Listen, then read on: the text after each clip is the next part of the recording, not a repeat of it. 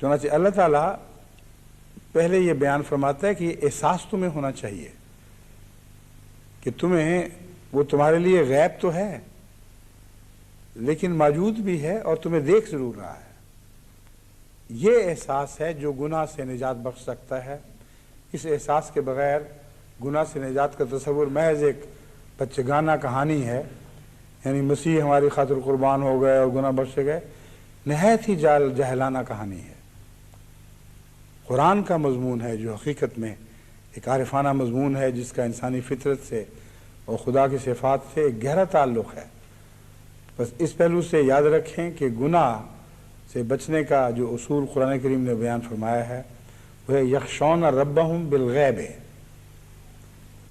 बावजूद इसके कि अल्लाह ने उनकी सहूलत की खातिर अपने जलवों को मध्यम कर दिया है और वो एक किस्म के साए में भी ज़िंदगी बसर करते हैं, लेकिन ये साए उनके अंधेरों में नहीं बदले, क्योंकि साए अगर अंधेरों में बदल जाएं तो फिर ठोकर ही ठोकर है, फिर कदम कदम पर लग़ज़िश है, फिर हलाकत के गड्ढे में भी इंसान गिर सकता है।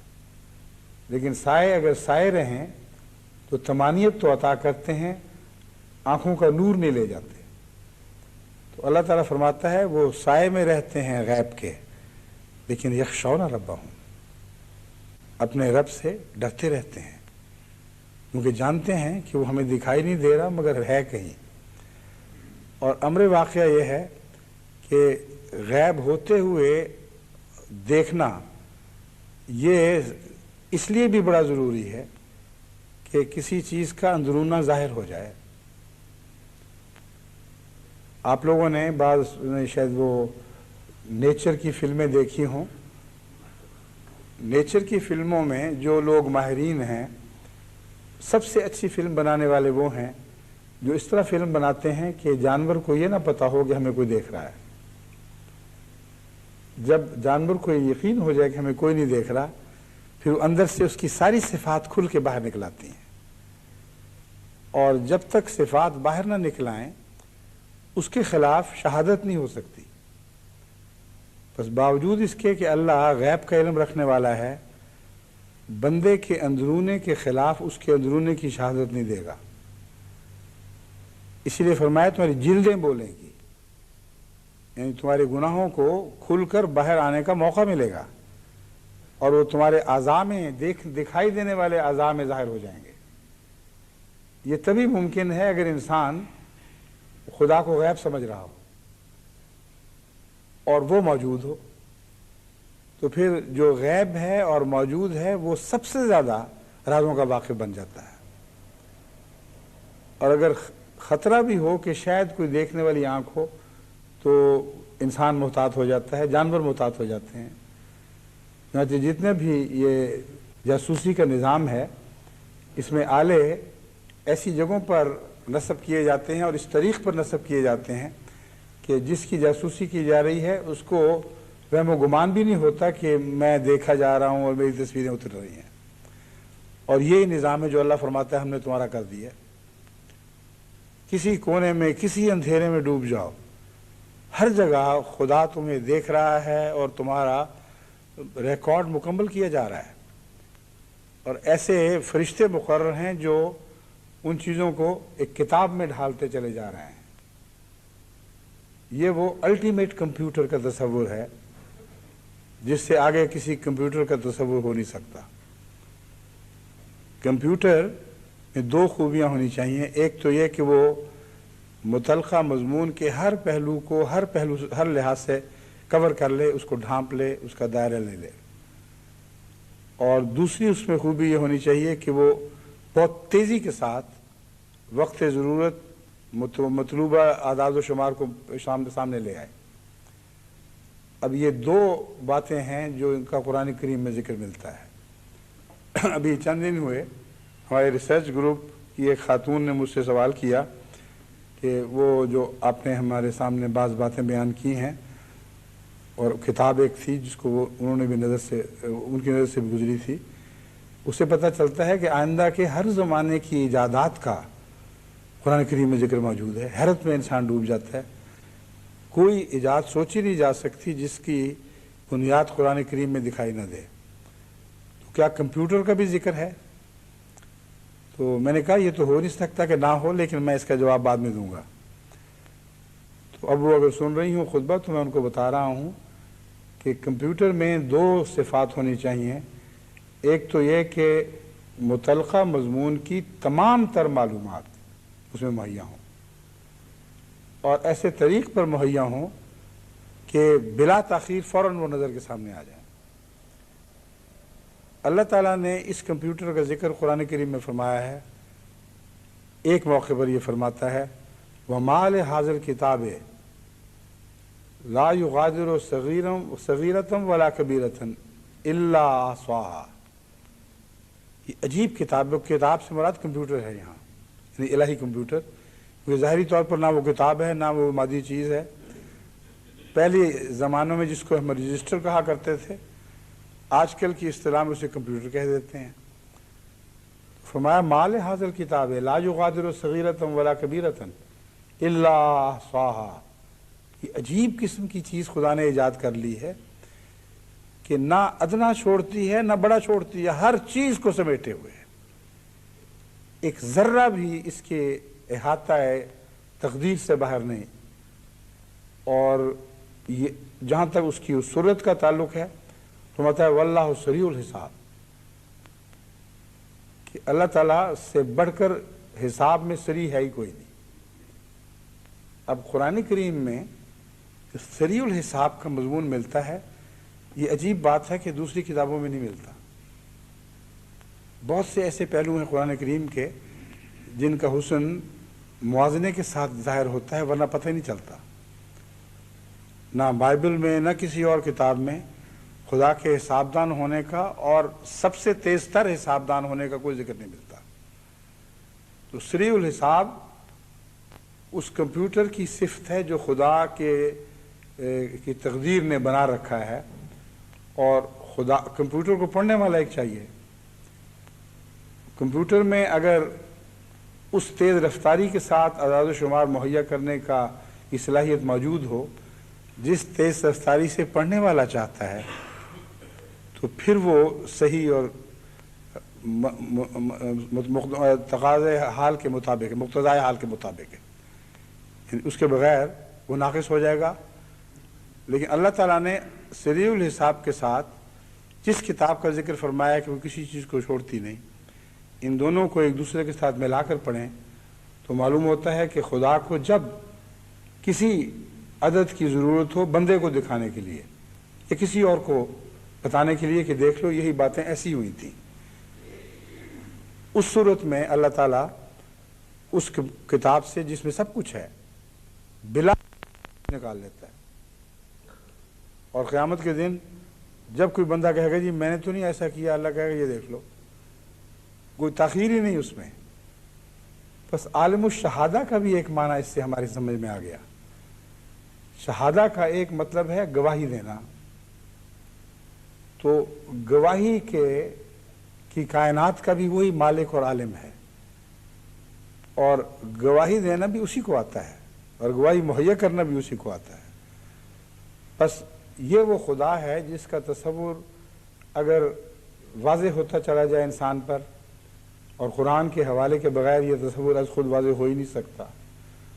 حضرت صلی اللہ علیہ وآلہ وسلم کی ارشادات پر غور کیے بغیر اس تصور تک رسائی ناممکن ہے، مگر اگر یہ ہو تو پھر ان میں ڈوبنے کے بعد یہ مضامین ابھرتے ہیں، اور پھر انسان کو سمجھ آتی ہے کہ گناہ سے بچنے کا اصل طریق کیا ہے۔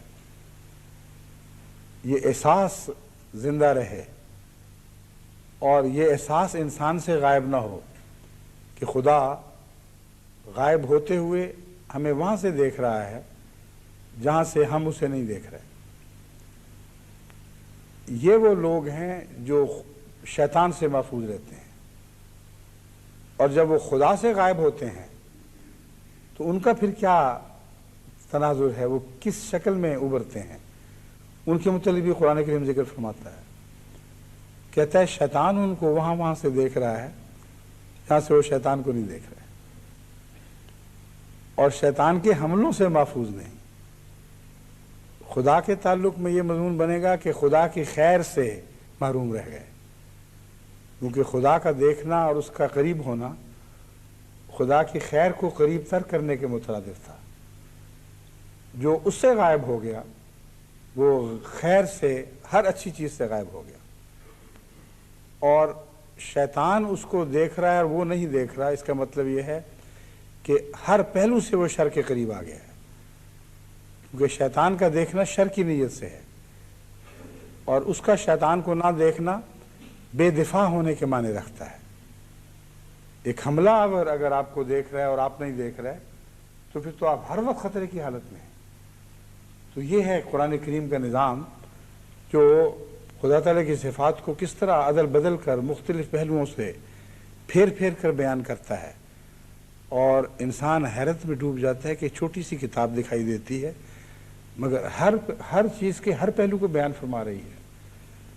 تو عالم الغیب خدا سے یہ تعلق باندھیں کہ اس کا غیب ہونا آپ کے لیے رحمت کا سایہ تو بنا رہے، لیکن تاریکیاں پیدا نہ کرے، اور تاریکیاں تب پیدا ہوں گی اگر آپ اس سے دور ہٹ کر خود غیبوبیت اختیار کریں، اور اگر آپ خدا سے غائب ہونا چاہیں گے تو خدا کی پکڑ کی نظر سے اور پکڑ کی دسترس سے تو آپ غائب نہیں ہو سکتے، مگر شیطان کی پکڑ کی دسترس میں داخل ہونے شروع ہو جاتے ہیں، اور اسی کا نام ظلمات پر ظلمات ہے۔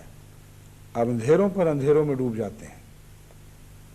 بس یہ کوشش کرنا کہ ہم خدا تعالیٰ کی نظر کے احساس میں رہیں اور یخشون ربہم بالغیب کے تحت آئیں، یہی اس زمانے کے سارے مسائل کا علاج ہے، کیونکہ انسان جو دن بدن گناہوں میں ڈوب رہا ہے وہ خدا سے غائب ہونے کے نتیجے میں ڈوب رہا ہے، لیکن یہ نہیں جانتا وہ کہ عالم الغیب ہے، وہ جہاں مرضی غائب ہو جائے پھر بھی ہمیشہ خدا کی نظر میں رہے گا۔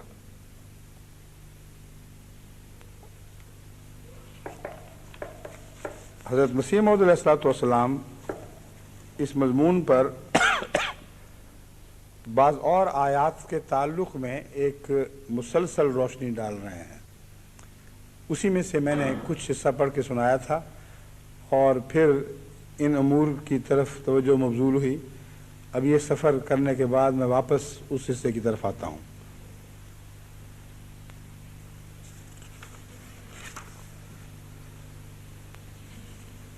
فرمایا وہ عالم الشہادہ ہے، یعنی کوئی چیز اس کی نظر سے پردے میں نہیں ہے، یہ جائز نہیں کہ وہ خدا کہلا کر پھر علم اشیاء سے غافل ہو۔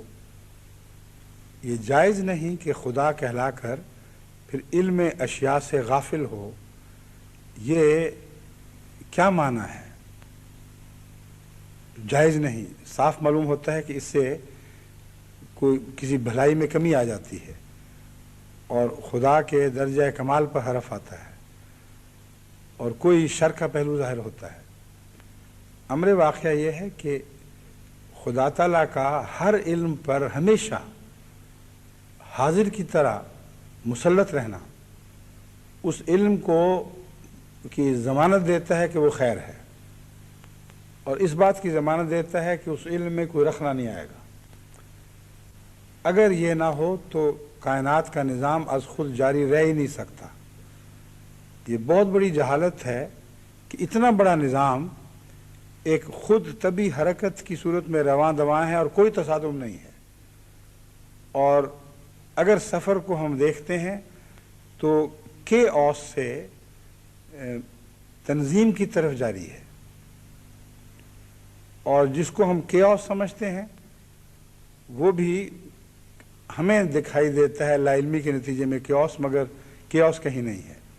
کیوس کہتے ہیں فساد کو، کسی چیز کے درہم برہم ہونے کو، کسی چیز کے غیر منضبط ہونے کو، کوئی قانون نہ چل رہا ہو، اندھیر نگری ہو، اندھیر نگری اور چوپٹ راجہ والا مضمون، اس کو کیوس کہا جاتا ہے۔ سائنسدان بڑی مصیبت میں مبتلا ہیں اس وجہ سے کہ وہ جانتے ہیں کہ کیوس کا تنظیم میں بدلنا کسی بیرونی طاقت کو چاہتا ہے اور ایک منظم کو چاہتا ہے، ورنہ تنظیم از خود केओस से पैदा नहीं हो सकती। अब इस ज़मन में बहुत बड़े बड़े कंप्यूटर के ज़रिए वो ये साबित करने की कोशिश कर रहे हैं कि केओस से इत्तेफाकन नज़्म व ज़ब्त भी पैदा हो सकता है।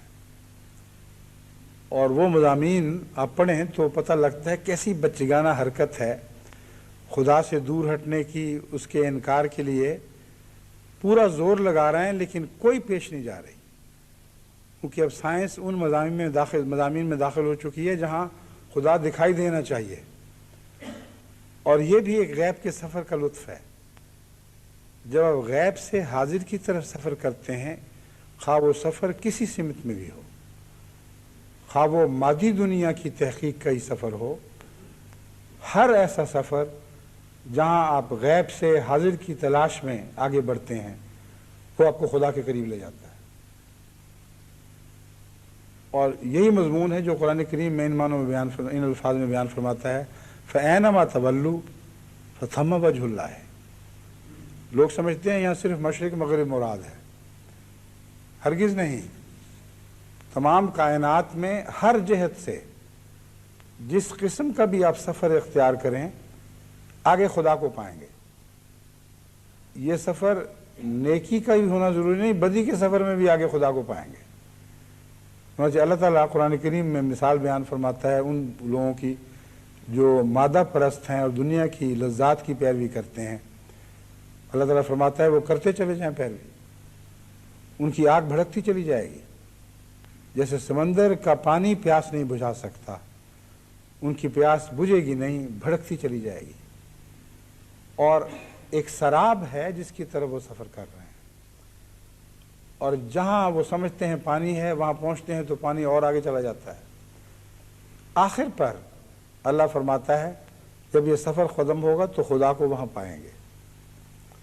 तो इसलिए कोई ये कहे कि जी ये तो नेकी के सफ़र में खुदा मिलता है, बदी में कैसे मिल गया? दरअसल शैतान की हकीकत अपनी ज़ाती कोई नहीं है, हर चीज़ का आखिर खुदा है। अव्वलो वल आखिरो का एक ये भी मफहूम है, जहाँ से आपने सफ़र शुरू किया वहाँ खुदा है, वो सफ़र जहाँ अंजाम को पहुँचेगा वहाँ खुदा होगा। और शैतान शराब है असल में, क्योंकि अल्लाह ताला ने शैतान की यही तारीफ फरमाई है। फरमाता है वो तुमसे धोखे के वादे करता है, उनमें कुछ भी नहीं,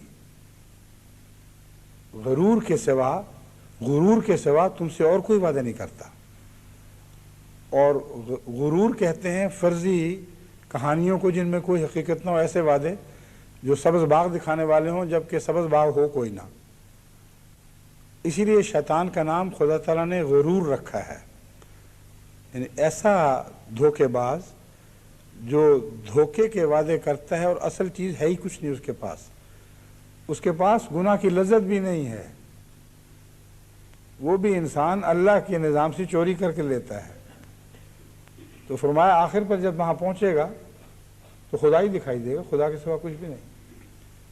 बस हर हरकत जिस सिमत में भी हो खुदा के करीब ले जाती है।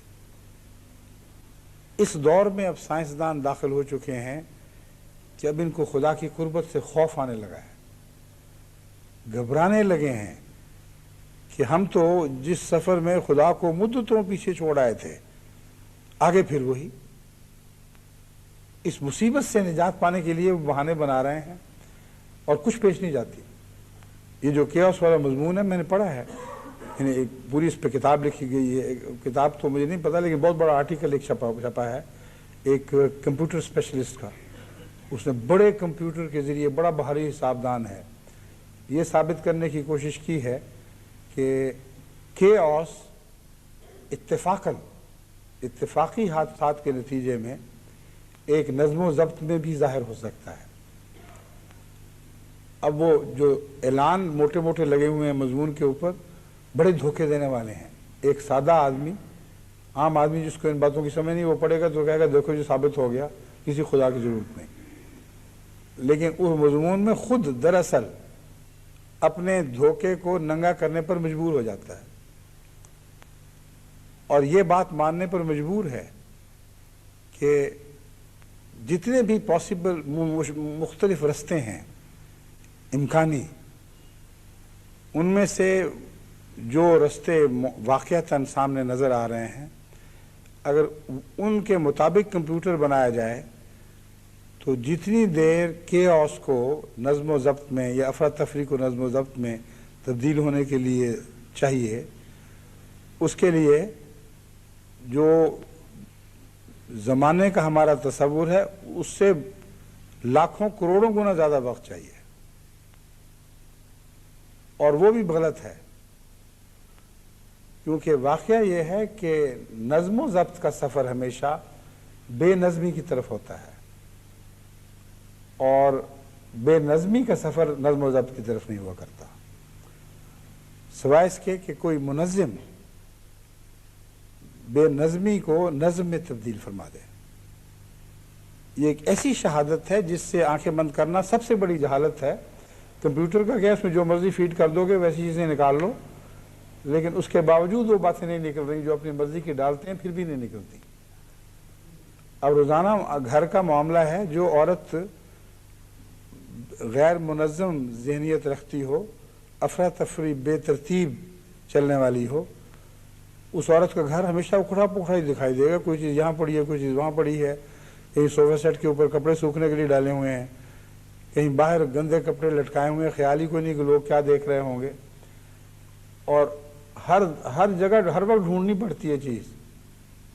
خاوند کہتے ہیں جی میری ٹائی کہاں گئی، اچھا جی میں بھی دیکھتی ہوں، اور وہ دونوں لگے ہوئے ہیں، اور بیوی کو چمچہ چاہیے، وہ چمچہ نہیں مل رہا، ایسی افراتفری۔ لیکن جب وہ ایک دن لگا کر ٹھیک کرتے ہیں تو کچھ دیر کے بعد پھر وہی شروع ہو جاتی ہے۔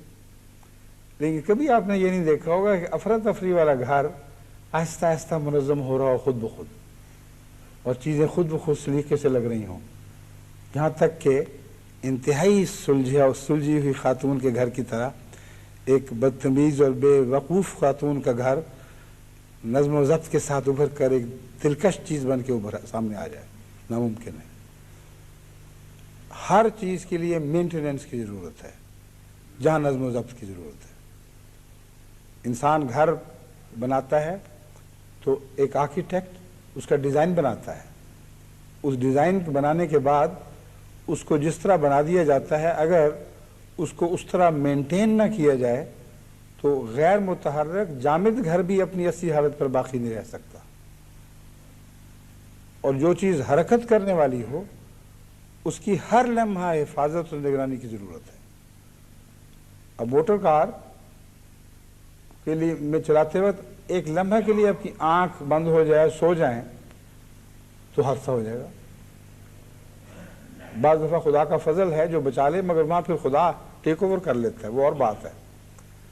مگر بغیر کسی باشعور ہستی کے نظم و ضبط جتنا متحرک ہوگا اتنا خطرناک ہو جائے گا۔ یہ معاملہ ہے جو حضرت مسیح موعود علیہ الصلوۃ والسلام فرما رہے ہیں خدا اور علم کے تعلق میں۔ آپ فرماتے ہیں وہ خدا کہلا کر پھر علم اشیاء سے غافل ہو، یہ ہو نہیں سکتا، کیونکہ جہاں خدا علم اشیاء سے غافل ہوا وہاں حادثہ، ضرور تصادم، ضرور نظم بد نظمی میں تبدیل ہوگا۔ پھر فرماتے ہیں یہ جائز نہیں ہے، وہ اس عالم کے ذرے ذرے پر اپنی نظر رکھتا ہے لیکن انسان نہیں رکھ سکتا۔ یہاں انسان کے عالم الغیب ہونے کی بھی نفی ہے اور عالم الشہادہ ہونے کی بھی نفی ہے۔ انسان تو نظر کے محدود دائرے ہی میں اصل میں نظر رکھ سکتا ہے، ورنہ حقیقت یہ ہے کہ جاگتا سمجھدار جاگتا ہوا انسان، باشعور خبردار انسان بھی اپنے بعض پہلوؤں سے غافل ہی رہتا ہے بیچارہ، اور اس کی چوری ضرور ہو جاتی ہے۔ اگر کوئی چور ایسا چالاک مل جائے، اس کو پتہ چلے کہ شیطان کی طرح کہاں سے میں حملہ کروں جس کو یہ نہیں دیکھ رہا، تو وہ کامیاب ہو جاتا ہے۔ اگر یہ نہ ہوتا تو انسان تو پھر کبھی بھی کچھ بھی نقصان نہ اٹھا سکتا، اور جتنا شاطر چور ہو شیطان کی طرح اتنا ہی انسان کی غفلت کے بعض لمحوں سے بھی فائدہ اٹھا جاتا ہے۔ اس لیے وہ غفلت کے لمحے بھی اللہ کی حفاظت میں ہونے چاہیے۔ یہ وہ پہلو ہے جس کا میں غیب والے مضمون سے تعلق جوڑ کر آپ کو سمجھانا چاہتا ہوں کہ گناہ سے نجات محض اس وجہ سے نہیں ہو سکتی کہ آپ خدا کو حاضر سمجھیں اور یہ سمجھیں کہ غیب ہونے کے باوجود وہ نظر رکھ رہا ہے، بلکہ یہ ضروری ہے کہ خدا کو حاضر اور اپنے آپ کو ان معنوں میں غائب سمجھیں کہ اپنے حال سے بھی غائب ہیں اور اپنے حال پر نظر نہیں ہے، اور اللہ تعالیٰ کو یہ حوالے دے کر التجا کریں کہ میں تو اپنے نفس سے بھی غافل ہوں، اور اپنے نفس کے اندھیروں میں بسا اوقات ایسی جگہ ہوں گی جہاں میں ٹھوکر کھا سکوں گا اور ٹھوکر کھا جاؤں گا۔ میں سمجھ رہا ہوں کہ میں تجھے دیکھ رہا ہوں اور حاضر سمجھ رہا ہوں، لیکن ہزار موڑ ایسے آتے ہیں، ہزار پردے ایسے آتے ہیں، ہزار حالتیں انسانی ذہن کی ایسی ہوتی ہیں کہ جہاں وہ لاشعور طور پر اندھیروں میں ٹھوکریں کھا جاتا ہے۔ تو یہ جو حضرت مسیح موعود علیہ السلام نے فرمایا ایک لمحہ بھی غائب نہ ہونا ایک رحمت ہے دراصل۔ تو اس حوالے سے اللہ تعالیٰ سے دعا کرنی چاہیے کہ تو ایک لمحہ بھی حقیقت میں میرے حال سے غافل نہیں ہے، اس لیے جہاں میں غافل ہوں وہاں رحم فرما اور میری غفلت کی حالت میں مجھے ٹھوکر سے بچا لے۔ اور جیسا کہ میں نے بیان کیا تھا، نظم و ضبط اگر متحرک ہو تو لازم ہے کہ ہر لمحہ اس پر نظر ہو۔ میں جب اب تو کار چلانی دیر سے چھوڑ گئی ہے، چلایا کرتا تھا، اچھی تیز چلاتا تھا، اور کئی دفعہ ہوا، ایک دفعہ نہیں کہ چلاتے چلاتے اونگ آ گئی اور پھر بچا کے ٹھیک ہو گیا۔ تو یہ ایک دفعہ نہیں، دو دفعہ نہیں، 20 دفعہ ایسا ہوا ہے، مگر اب میں غور کر کے پیچھے دیکھتا ہوں تو مجھے یقین ہے کہ یہ کوئی حادثاتی بات نہیں تھی، اتفاقی حادثہ نہیں تھا، وہ ٹکر ہو جانی چاہیے تھی، لیکن خدا تعالیٰ جو ہر حال میں موجود بھی ہے غائب ہوتے ہوئے، وہ جب بچانے کا فیصلہ کرتا ہے تو بچا لیتا ہے۔ حادثے کی وہ شکل ظاہر نہیں ہوتی، غفلت کی وہ شکل ظاہر نہیں ہوتی جو لازمی حادثے پر منتج ہو۔ غفلت کی بعض حالتیں ایسی ہیں کہ جن میں ضروری نہیں کہ حادثہ ہو جائے۔ اب میز کے کنارے پر اب ایک کار کو حرکت دیں تو اکثر امکان ہے کہ وہ ایک کنارے سے باہر جا پڑے گی، لیکن بعض ایسی بھی صورتیں ہیں کہ وہ بیچ میں ساتھ ساتھ چلتی رہے، میز کے اندر کی طرف منہ کر لے، گرے نہیں۔ تو یہ جو اتفاقات کہے جاتے ہیں، حادثات کہے جاتے ہیں، ان پر بھی اللہ کی نظر ہے اور ان پر بھی اس کے نظم و ضبط کی راج دہانی ہے، اور ایک لمحہ بھی ان حادثات سے بھی وہ غافل نہیں ہے۔ بس آخری نسخہ دراصل عالم الغیب سے اس سارے مضمون کو سمجھنے کے بعد دعا اور التجا کا نسخہ ہے۔ ایک اور امر بہت ہی اہم غیب کے تعلق میں یہ ہے کہ جہاں خدا ہر وقت حاضر سمجھا جائے اور اس کے حضور کے نتیجے میں آپ گناہ سے بچتے ہیں، اللہ تعالیٰ چاہتا ہے کہ میرے بندوں سے بھی یہ سلوک کرو، اور اگر تم اس کے بندوں سے سلوک کرو گے تو خدا کی حفاظت کا ہاتھ زیادہ مستعدی سے تمہاری حفاظت فرمائے گا۔ یہ وہ مضمون ہے جس کو سورہ یوسف کے حوالے سے زیادہ آسانی سے سمجھا جا سکتا ہے۔ حضرت یوسف علیہ السلام نے جب آپ کو خزانوں کی کنجی دی جا رہی تھی یا دی جانی تھی، فرمایا کہ نہیں، جب تک یہ ثابت نہ ہو جائے کہ لم اخن ہو بالغیب، میں نے گھر کے مالک کی اس کے غائب ہونے کے باوجود خیانت نہیں کی، اس وقت تک میں اسے قبول نہیں کروں گا۔ یہ ناشکری نہیں تھی، بلکہ یہ بہت ہی گہرا عارفانہ مطالبہ تھا، جس کا مطلب یہ تھا کہ میں اگر ایک گھر کی حفاظت بھی نہیں کر سکتا، اگر میں ایسا خائن ہوں کہ ایک معمولی گھر کی ملکیت کے معاملے میں بھی خیانت مجھ پر غالب آ گئی، تو اتنے بڑے وسیع ملک کی خزانوں کی چابیاں مجھے کیوں سونپی جائیں؟ بس میں اس لائق نہیں ٹھہرتا. یہ پہلے پتہ کر لو کہ میں وہاں دیانت کے تقاضے پورے کر رہا تھا کہ نہیں. اور ساتھ ہی آپ کی بریت ہو گئی جس کی بڑی ضرورت تھی. اس بریت کے بغیر بعض دفعہ ایسے حالات میں الزام بھی لگ جایا کرتے ہیں، اور سورہ یوسف سے بھی اس کا ثبوت ملتا ہے. آپ کے بھائی کے متعلق کہہ نہیں دیا تھا انہوں نے، اب حضرت یوسف کو متہم کرتے ہوئے یہ چونکہ سمجھ بیٹھے تھے کہ واقعتاً چوری کی ہے، تو اس الزام کو حضرت یوسف پر بھی تھوپنے کی کوشش کی کہ اس کے بھائی نے بھی ایک دفعہ چوری کی تھی، حالانکہ یہ بالکل جھوٹ اور بہتان تھا. تو حضرت یوسف اگر خود نعوذ باللہ من ذالک اس خیانت کے تان سے باہر نہ آتے تو پھر جس شان اور آزادی کے ساتھ اور کامل یقین اور اعتماد کے ساتھ آپ نے اس 7 سالہ کے اس میں قحط کے دوران ملک کی عظیم خدمت کی ہے، اس کی توفیق نہ مل سکتی تھی.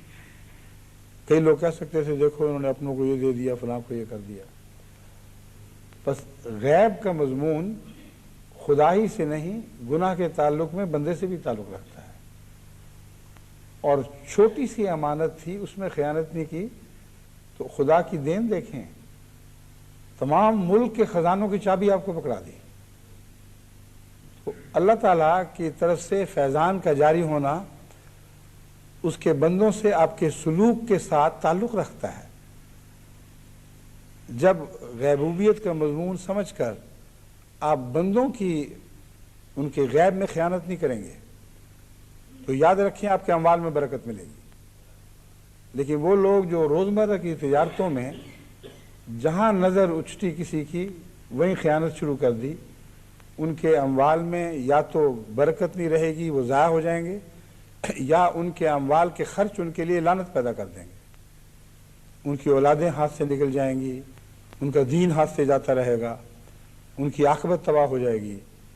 اس لیے یہ مضمون جو صفات باری تعالیٰ کا ہے، اسے حقیقت کی دنیا پر اتار کر اپنی روزمرہ کے تجارب میں داخل کر کے پھر ذکر الہی کریں تو یہ وہ ذکر الہی ہے جو ہر دوسری چیز سے بالا اور افضل اور اکبر ہے. اللہ تعالیٰ ہمیں اس کی توفیق عطا فرمائے.